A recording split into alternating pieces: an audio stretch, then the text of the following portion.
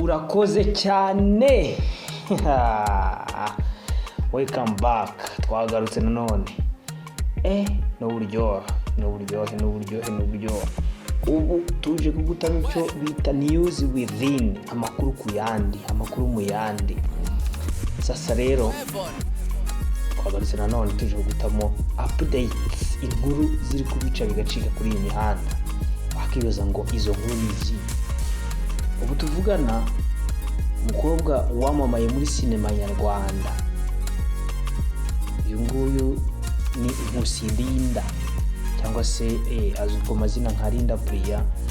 Akina muri filime zitandukanye z'uruhererekane, harimo nk'Abamenya, harimo n'izindi nyinshi zitandukanye cyane. Uyu nguyu igeze avuga mu rukundo igihe kinini n'uwitwa Zaba, ariko nyuma biza kurangira bitagenze neza, baratandukana. Ariko ubu tuvugana Nkusi Linda yamaze gukora ubukwe. Ubukwe rero bwabaye bigaragara yuko ari ubukwe bwari buryoshye cyane, burimo ibyamamare bitandukanye, harimo Bamenya, Junior Giti, harimo Bakanimba n'ibindi byamamare bitandukanye cyane nk'uko bigenda bigaragara kuri aya mafoto, ngira ngo uragenda ubabona. Bwari ubukwe cyane buryoheye ijisho kandi rwose abari babyitabiriye byari biryoshye cyane. Ubwo rero Zaba dukomeza kumubwira tuti pole pole, buriya nawe imbere wafite uwawe ntabwo yari uwawe. Hanyuma rero dukomeje none, uwitwa Irunga Lonje wamamaye nka Tukuwote muri sinema nyarwanda, nawe ni umukinnyi wa filime ubimazemo igihe kinini cyane.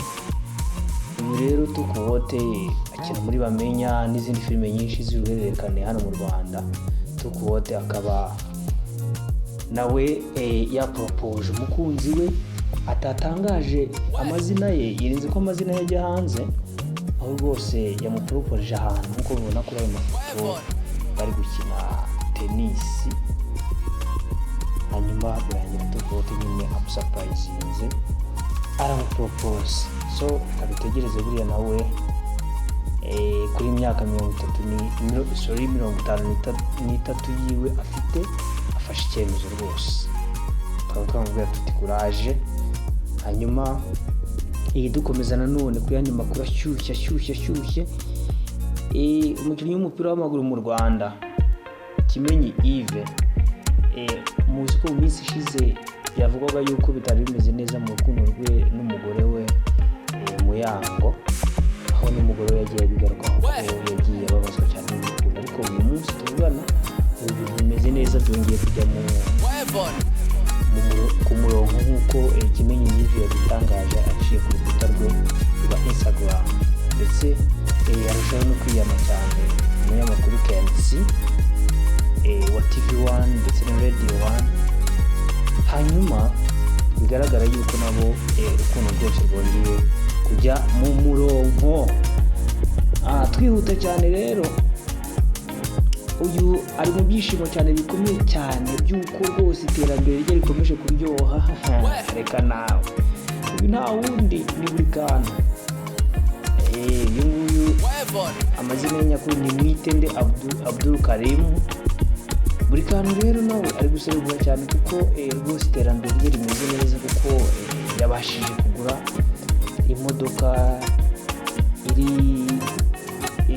Mercedes Benz classe C200 compressor. Iyi niyo rero Burikana yabashije kugura rwose, ukabona yuko waryoshye. Aho ku mbuga nkoranyambaga yabashije kwerekana abamukurikira nyine uburyo iyo modoka ye imeze, ndetse arushaho no kugenda asezera ku bamotari avuga yuko rwose aciye kubi no kugenda kuri moto, kubera yuko Imana imufashije akabasha nawe kwigurira ikinyabiziga. Hanyuma rero twibutse nanone uyu Burikana, ibi rwose kubigeraho nishimye cyane. Ushobora kugenda ashimira igihugu cyamwibarutse, aricyo gihugu cyacu cy'u Rwanda, ndetse anashimira nyakubahwa Paul Kagame kuba yaraduhaye igihugu cyiza cyane. So hanyuma rero dusoza, twarushaho kubwira Linda tuti nziza kandi rwose muzabyaremo umukobwa bagira amahoro ndetse na tukuwote ku ntambwe ateye birushaho kugenda neza, hanyuma na Kimenyi nawe turushaho kubabwira tuti urukundo rukomeze ruryohe, buri kantu nawe iterambere rikomeze rirambe.